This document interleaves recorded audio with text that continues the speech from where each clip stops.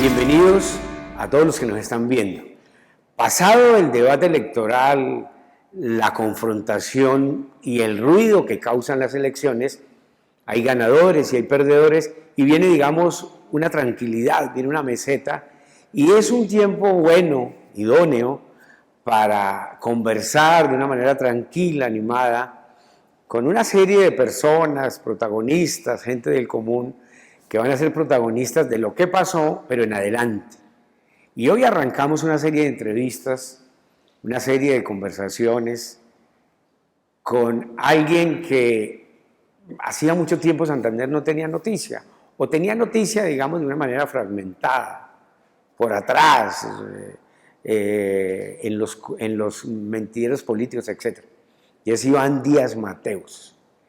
Iván Díaz Mateus ha sido un político conservador de larga trayectoria, fue senador, representante, ha sido funcionario público o fue funcionario público muchísimo tiempo y llegó a tener mucha resonancia en el país y tuvo unos sucesos difíciles, fue condenado por conclusión por la Corte Suprema en el famoso tema de la política y hoy, o en el último periodo, se tuvo mucha noticia de Iván porque en los mentideros políticos, en los cotilleos políticos de cocina, pero también de cierto nivel, siempre se ha dicho que el gran triunfador de esas elecciones es Iván Díaz Mateus, que es una especie de renacido. Y decidimos hablar con Iván para que nos comentara, después de tantos años, cómo ve este proceso, cuál es su situación personal, cuál es su lugar en todo este proceso político y saber un poco de él, como quiera que su hermano acaba de ganar por un amplio margen la gobernación de Santander, el general Juvenal Díaz. Iván, gracias por la aceptación de esta entrevista y yo querría arrancar con lo siguiente. ¿Qué ha hecho Iván Díaz Mateus todos estos años? Supimos sus problemas judiciales, sus gestiones frente a Naciones Unidas, etcétera. ¿Dónde andaba Iván Díaz Mateus? Julio, muchas gracias.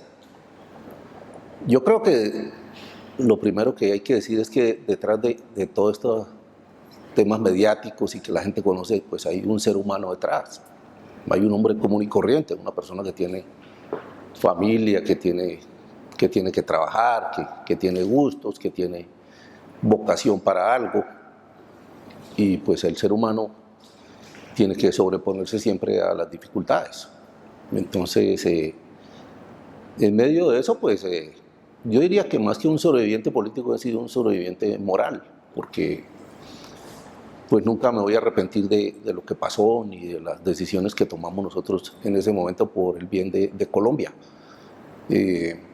Fue un asunto netamente político, creo que eso pues me permitió de alguna manera pues volver a la vida, pues todos tenemos hijos para criar, tenemos un montón de libros para leer, tenemos cosas por hacer, opinamos, nos gusta y pues yo en ese tiempo pues que he hecho principalmente tres cosas que son trabajar para mantener mis cosas. He participado en la vida política en el Partido Conservador, no porque yo lo haya querido, sino porque digamos, la relevancia moral de mi situación le permite a la gente pedir una opinión, contar con mi anuencia para algunas cosas, consultarme y pues he participado, no me he alejado realmente de la política y pues también me he dedicado a mis cosas personales y a defenderme, seguir acudiendo a organismos internacionales, buscar por todos los medios que ese pronunciamiento de la Corte que me parece que es político, que tiene una serie de fallas jurídicas, que tiene una serie de violación de derechos, pues sea reparado y sea revisado, y en esa batalla he estado también este tiempo, no la hemos abandonado, acudiendo a todas las instancias internacionales, y lógicamente pues ahí tenemos unos resultados que ahora le contaré. Ya vamos a hablar de ese tema de Naciones Unidas, que personalmente yo no lo conocía, por ejemplo, vamos a hablar más adelante. Uno recoge, digamos, y sobre todo en esta campaña electoral, dentro de los liderazgos del Partido Conservador y dentro de la política en general, uno recibe de Iván Díaz dos opiniones divergentes. Una, que es un hombre muy inteligente, un hombre estudioso, un estratega político, pero también uno recoge opiniones y le llegan percepciones de que usted es un hombre pérfido en política, es un maniobrero, es maquiavélico, es mala persona, etc. ¿Por qué esas dos opiniones tan divergentes en el mundo de la política? ¿A qué se debe eso? ¿Qué opinión tiene? No, yo, digamos, considero que, o me califico como una persona justa, pero vertical en mis cosas.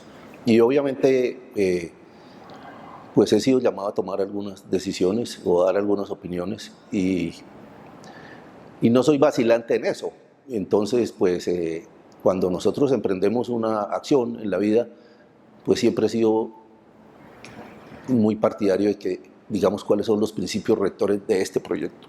Vamos a hacer esto y definamos 2 o 3 principios rectores de los cuales no nos vamos a separar para hacer esto. Y eso le permite a uno pues tener un norte, tener una orientación, y a veces la gente no lo comprende y no lo entiende o no lo comparte. Y es natural que si estamos en política, pues a algunos no les gusten las decisiones, otros salgan afectados, otros salgan contentos, en fin, lo que se diga de uno, pues está bien lo que la gente opine, siempre y cuando uno tenga la conciencia de que, digamos, no está obrando con perfidia, ni está obrando para hacer daño, ni está obrando para hacer mal. Está obrando, digamos, asumiendo unas posiciones que considera que son las que mejor deben orientar sus acciones personales, en todo. Ha nombrado varias veces el concepto moral. Y con Maquiavelo aprendimos, de ahí la ruptura de Maquiavelo, es que la política, las decisiones de la política, de poder, no tienen nada que ver con la moral, son dos cosas aparte.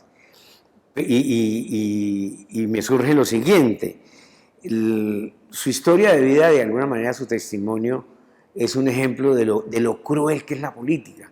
Leía estos días que la política tiene un componente de crueldad y exacerbado en ese periodo por las redes. La gente que pierde se achanta, la gente lo acusa, la gente que tiene problemas judiciales se expone públicamente en la picota, las redes son campeonas en eso, degradan a la persona, etc. Y para muchos usted, con el triunfo de su hermano, y además que lo consideran que fue como el motor del triunfo, lo consideran un renacido político. De esas de dificultades que tuvo judicialmente a hoy, ¿qué lecciones de vida? Nómbrenos unas 2 o 3 lecciones de vida que le ha dejado este proceso. No, pero primero querría decir que no es imposible combinar a Maquiavelo con Kant. No se puede. Es decir, Sí, lo que pasa es que una cosa es la moral y la otra cosa es la ética. el componente personal de actuar por el bien común, de actuar bien para sentirse bien, que es Kant, pues no lo aísla uno de leer también a Maquiavelo. O sea, pero sería lo justo y lo correcto, mi obrar personal. Exactamente.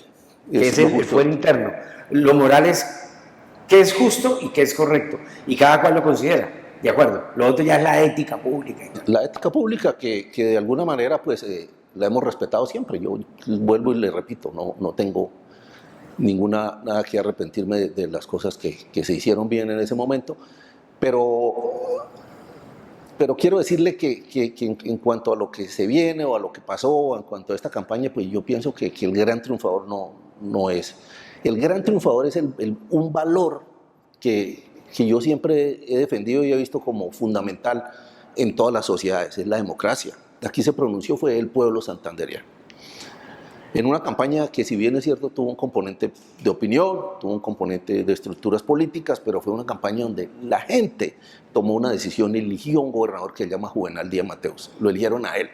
No eligieron ni al Partido Conservador, ni al Partido Liberal, ni a los jefes de esos partidos, ni a los coordinadores. Eligieron a él como gobernador, y él es el que, lógicamente, tendrá que responder, diseñar, escuchar, trabajar con la gente y cumplir un programa de gobierno que la gente eligió. De modo que el gran triunfador es la democracia. Es la democracia porque se respetó, porque a pesar de que pues a veces se trata de distorsionar, de que no tiene toda la limpieza que se quisiera que tenga, en Santander yo creo que se dio un proceso tranquilo, un proceso muy, muy, muy amplio de un pronunciamiento de la opinión. La opinión que ya no solo está en el área metropolitana, también hay opinión en Bolívar, también hay opinión en Barbosa, también hay opinión en el Magdalena Medio, y esa se pronunció y dijo, este es el gobernador que queremos y es la gran trufa. De hecho, calculábamos que hace 8 años la opinión fue un 21% y creíamos que iba a ascender al 70-75%. Si uno calcula, estuvo como en 73-74% voto libre, no intercambiado. Y esa es la gran ruptura, o mejor, el gran fenómeno político en Santander en las últimas elecciones. Pero hay un tema relacionado con eso, Iván, que es el siguiente. Los adversarios políticos en campaña, y todavía siguen haciendo análisis, muchos emocionales y pasionales, de que ustedes son otro clan. La opinión pública en Bogotá a veces no distingue y no trabaja en filigrana. No, volvieron a ganar los clanes regionales, las maquinarias, ¿no? Santander ha sido una cosa muy sui generis. ¿Ustedes se consideran un clan? Como quiera que usted tuvo un tío poderosísimo en la DIAN, los primos han sido alcaldes, usted ha sido senador, toda su familia, ¿se consideran un clan o qué? ¿Qué opinión le merece ese señalamiento de que ustedes son otro clan? Bueno, digamos que a mí la palabra como tal no me molesta. La pregunta no es cómo se denomina algo, pues le pueden poner cualquier nombre. ¿Qué hace?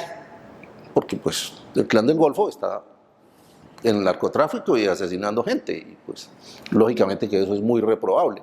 De modo que no es el punto de la denominación, a mí tanto no me preocupa. Lógicamente somos una familia que ha tenido surgiendo sí desde la provincia con un esfuerzo propio, porque es que yo quiero contarles que cuando nosotros estábamos chicos, con mi hermano mayor y casi todos, y somos muchos, somos 10, y yo a veces lo cuento y lo digo, ¿en qué pensaban ustedes cuando eran chicos?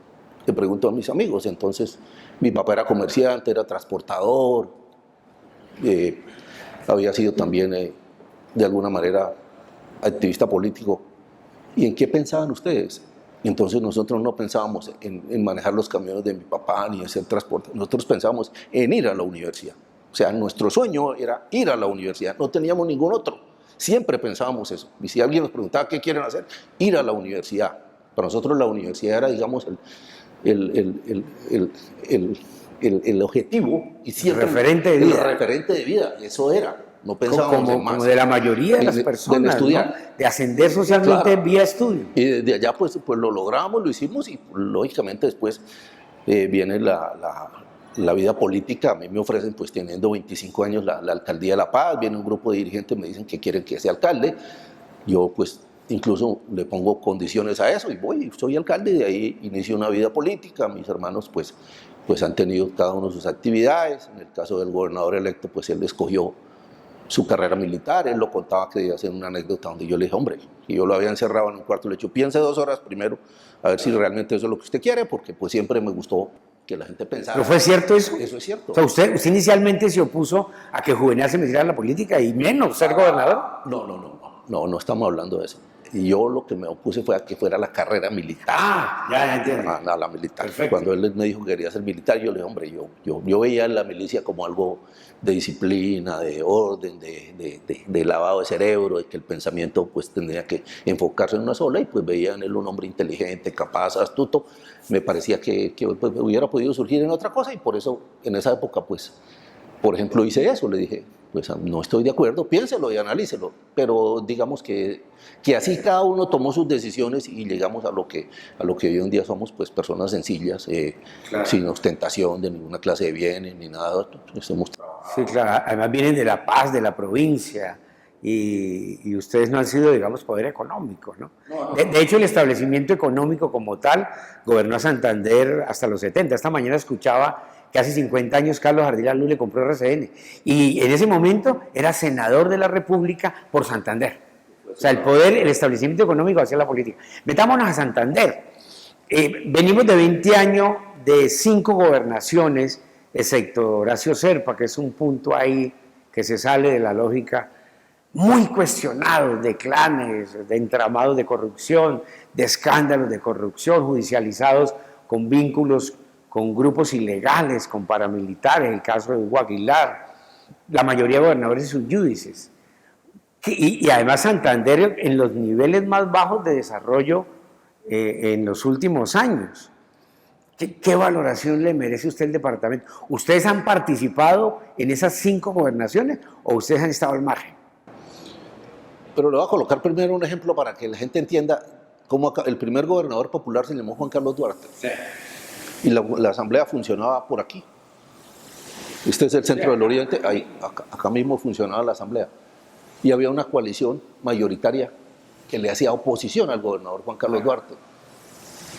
Después, la política cambió y la asamblea, que de alguna manera se ha convertido, digamos, en un apéndice de los gobernadores, cuando eso no lo era. La asamblea opinaba, decía, cuestionaba, hacía debates, buscaba alternativas. Era gente muy brillante, ¿no? Y había una capacidad de reacción a ciertas cosas. Eso se ha venido, digamos, disminuyendo ese papel.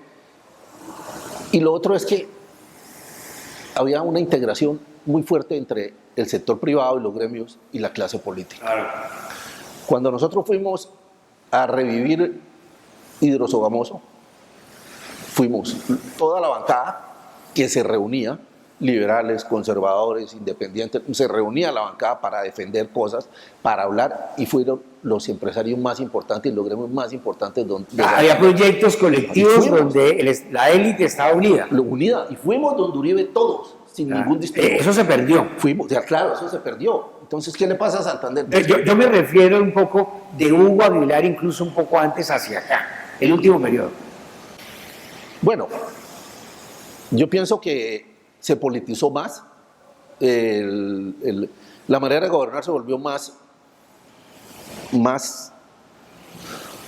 individual desde el punto de vista yo gano y los demás perdieron, y aquí pues nosotros tomamos decisiones y eso comenzó, digamos, a crearse un feudo político donde pues para poder vencer eso inicialmente, pues yo participé también en eso, pues le decimos a Horacio Serpa, venga, tuvimos que traer una persona de la talla de Serpa para poder...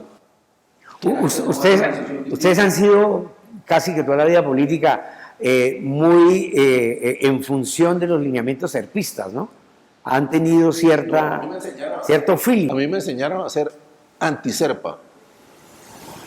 Le enseñaron, pero en la práctica no. Pero en la práctica no, porque cuando llega el proceso de traer a Serpa, yo soy uno de los que voy donde Serpa, y él me dice, yo recuerdo que él me dice, ¿y usted me acompañaría a los pueblos? Y yo le digo, claro, ¿por qué no?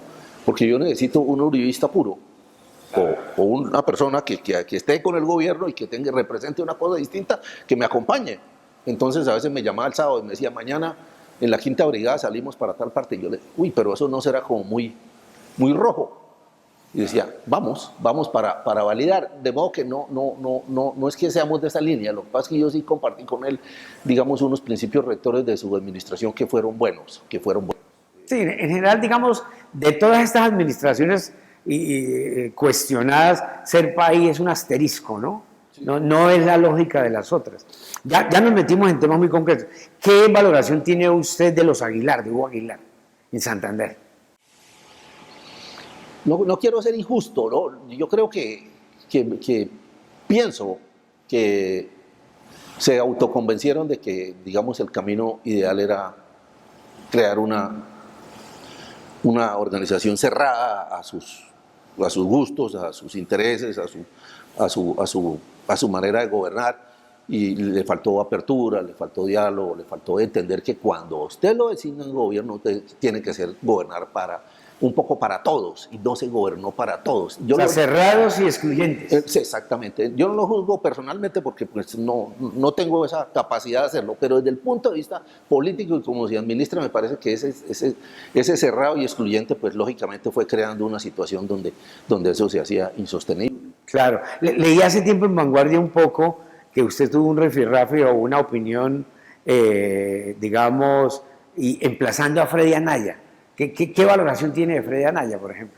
Que ha sido también un político que ha estado presente en el poder en los últimos 20 años en Santander de manera fuerte. Además, copartidario suyo conservador. Sí, claro, él empezó siendo subsecretario de la Asamblea del departamento, recuerdo cuando estaba yo en la Asamblea. Me parece un poco que hoy en día, digamos, actualmente,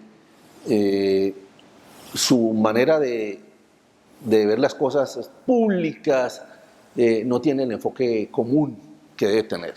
Y cuando uno pierde el enfoque común, yo creo que pierde el apoyo también de la sociedad. Entonces sí, nosotros, o personalmente, por ejemplo, Dije en Vanguardia que me parecía que él no era una garantía de control fiscal para el departamento, y esa opinión la puedo sostener hoy en día por muchas razones. ¿Qué es perder el enfoque común?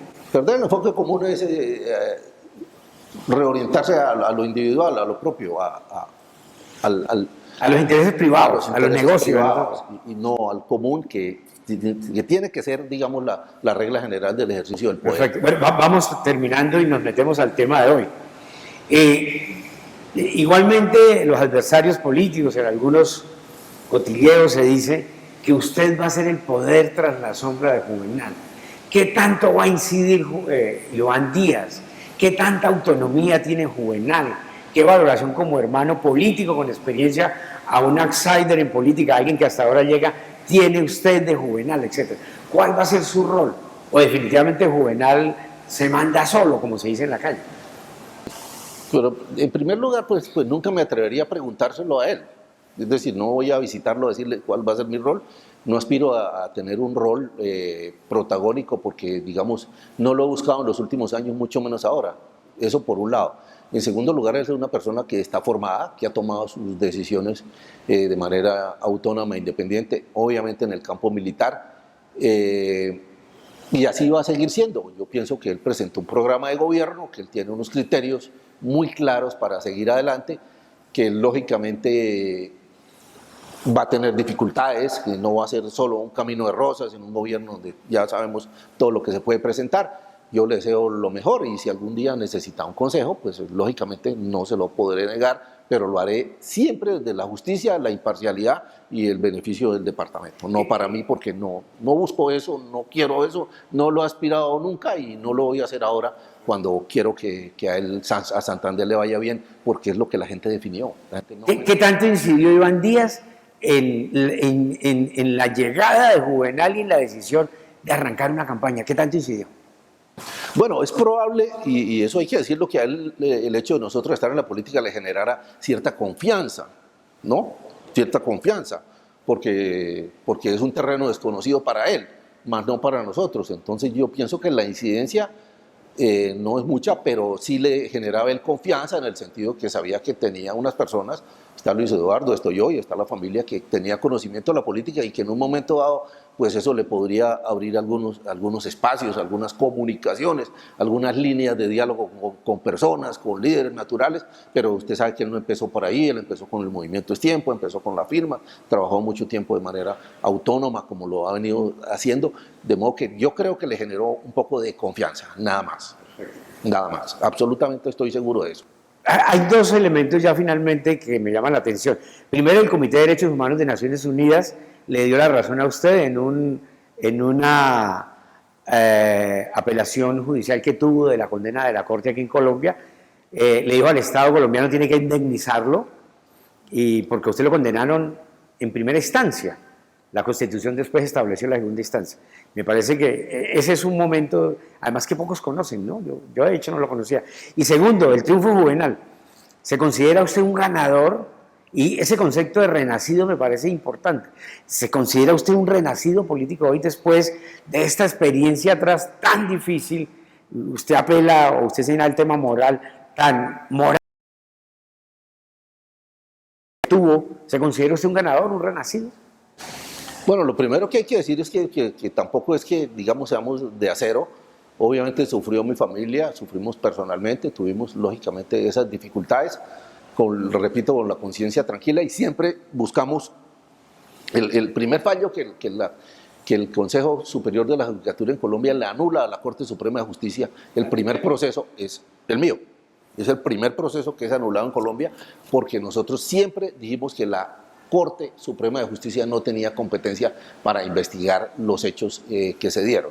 De modo que hay una tutela que después se revoca la Corte Constitucional y volvemos al statu quo anterior y acudimos a al Comité de Derechos Humanos de Ginebra en la ONU, que nos dio la razón y le ha pedido al Estado que revise esa sentencia. Pero la Corte Constitucional en una decisión, digamos, estrafalaria, rara, sacada del sombrero, como decimos, por el caso Arias, le pone una fecha a la revisión de los derechos humanos y dice, sí, violaron los derechos humanos de los que no tuvieron segunda instancia, pero los derechos humanos de los que no tuvieron ninguna distancia antes del 2010 no existen, solamente existen los derechos humanos para los después del 2010. Entonces nosotros ahí interpusimos una tutela nuevamente para lograr eso. Hemos venido solicitando a la Corte Suprema la revisión del proceso. Tenemos los 12 elementos del proceso que sabemos que lo viciaron totalmente porque es un proceso injusto, un proceso donde se violaron todos los principios jurídicos y seguimos en esa lucha. También debo decir que en el mismo proceso, por los mismos hechos, la Procuraduría General de la Nación a mí me absolvió absolutamente de todos los cargos, claro, con una conclusión tajante, dice, los hechos denunciados no existieron, es decir, no hubo participación indebida mía en incidir para que la seguridad democrática o la reelección del presidente se diera. ¿Un protagonismo político? Claro que sí lo hubo, y eso nunca se negó, ni nunca se buscó una coartada para decir que no se hizo, pero porque sí, pero eso no es... Y cerramos, ¿con Juvenal ganó quién? ¿Usted se siente ganador? ¿El Partido Conservador? En fin, así, de la manera más sincera posible. No, yo creo que este triunfo hay que dárselo a los que lo hicieron, que es la opinión pública. O sea, decir otra cosa me parece egoísta, y me parece vanidoso, y me parece que no consulta la realidad. Ganó la opinión, todos sabemos que ganó la opinión. Cuando usted consultaba la opinión, y cuando usted se daba cuenta, y cuando usted iba a los barrios, y cuando usted iba a los municipios, y cuando la gente se pronunciaba o de manera fuerte o de manera normal o no altisonante o como fuera, decían por el general, por la seguridad. Aquí ganó la opinión, es un triunfo que le pertenece a la opinión y que hay que respetárselo a la opinión, y que la opinión en este momento pues espera mucho de eso, y hay que ser cuidadosos con eso, hay que ser respetuosos de eso, y hay que obrar en consecuencia de quién ganó, la opinión pública de Santander. Perfecto. Que es una opinión fortalecida, que empezó por Bucaramanga, pero que hoy se extiende, gracias a Dios, a todo el departamento. Santander, y enhorabuena, porque ese es un síntoma de buena cultura política. Bueno, conversamos con Iván Díaz, hacía tiempo no salía a los medios, y qué más coyuntura que su hermano acaba de arrollar y fue elegido gobernador de Santander en las pasadas elecciones. Gracias, Iván.